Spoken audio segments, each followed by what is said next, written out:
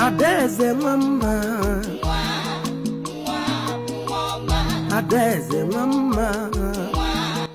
The sun had barely risen over the town of Uslu, its golden rays stretching lazily across the red earth.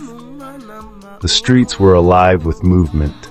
Traders setting up their stalls, children in uniforms rushing to school, and the air filled with the smell of akara frying in roadside stalls.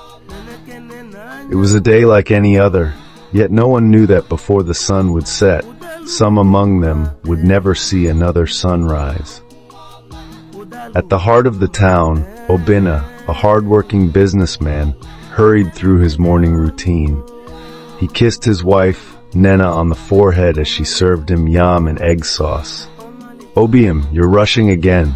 At least finish your food," she said with a teasing smile. Obinna chuckled.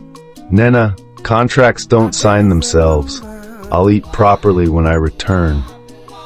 He patted his son, Chima, on the head. "Be a good boy for your mother." Chima pouted. "Daddy, you promised to take me to the amusement park this weekend." Obinna smiled. "I promise, my son. Nothing will stop me." And with that, he grabbed his briefcase, stepped outside, and disappeared into the crowd of the living, never knowing that he was already counted among the dead. A few streets away, Adana, a university student, was running late for her morning lectures. She had spent the night studying for her final exams. "Just one more week and I'll be done with school," she whispered excitedly. As she hurried down the street, her phone buzzed. It was her best friend, Ifunanya. "Adana, don't forget, we're meeting after class. We need to plan for the graduation party." "Of course, I can't wait," Adana laughed. "Life is just beginning for us." But life, like glass, is fragile. It never gives a warning before it shatters.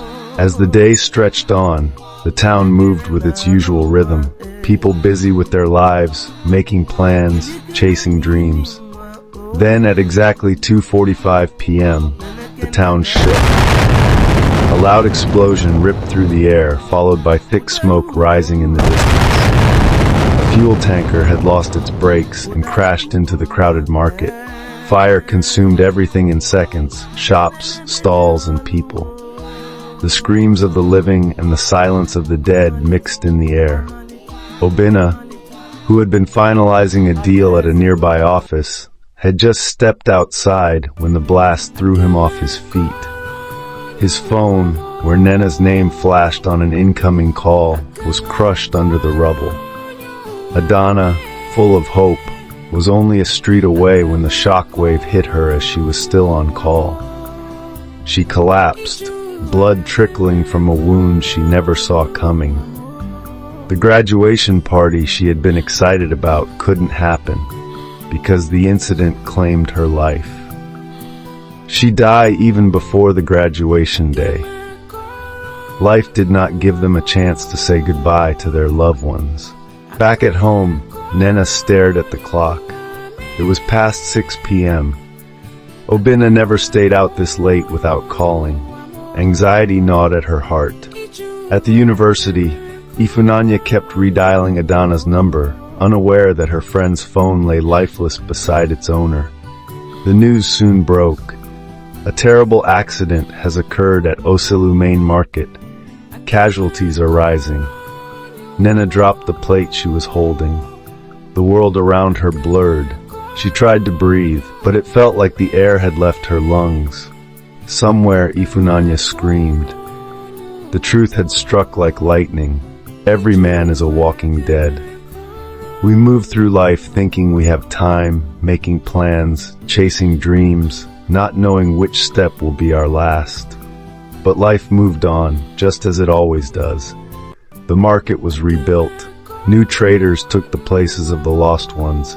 A fresh batch of students prepared for graduation. The sun continued to rise and people continued to live, unaware that they too were walking dead, waiting for their own unmarked day. At the cemetery, Nena whispered to Obinna's grave, "You promised to come home." Ifunanya stared at Adana's tombstone. We had so many plans, but death has put an end to your dreams. Goodbye, my dearest friend, till we meet to part no more. Thank you for watching and for staying till the end. Please subscribe, like, and share if this story has impacted you. And stay tuned for more videos. Mr. Feels Concept.